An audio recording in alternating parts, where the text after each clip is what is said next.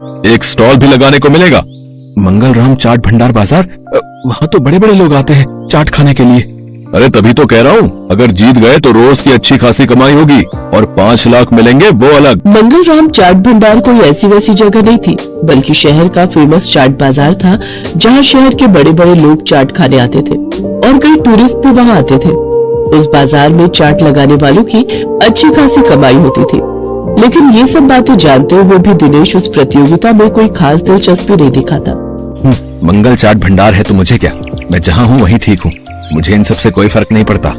उधर भोला और राजू उस कंपटीशन के बारे में सुनकर आपस में कहते हैं, सुन भोला, इस कंपटीशन को तू जीते या मैं, मुझे कोई फर्क नहीं पड़ता, बस कोई और नहीं जीतना चाहिए। हाँ भाई, बस एक उस दिनेश का ही डर था, लेकिन वो तो हमारी कृपा से फेल हो चुका है, तो अब हम दोनों के अलावा उस कंपटीशन को कोई जीत ही नहीं सकता। अगले दिन हीरो भोला और राजू से मिलने आता है। क्यों भाई, मान गए ना मुझे? आखिर मैंने शराब और जुए की लत लगाकर उस दिनेश के धंधे को चौपट कर ही दिया भैया है। तुम्हारे एक बार कहने से ही तुम्हारे दुश्मन को कैसे ढेर कर दिया मैंने।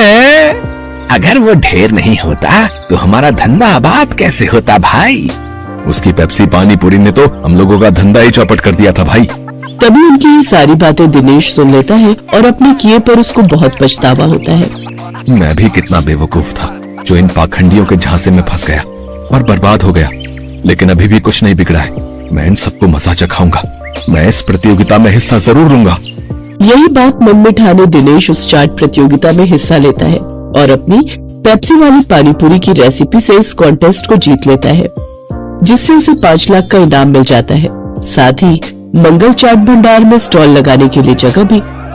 इनाम से मिले पैसों से वो अपने बेटे का इलाज करवाता है। बंटू पूरी तरह से ठीक हो जाता है और वो भी दूसरे बच्चों की तरह खेल कूद करने लगता है। दिनेश की पेप्सी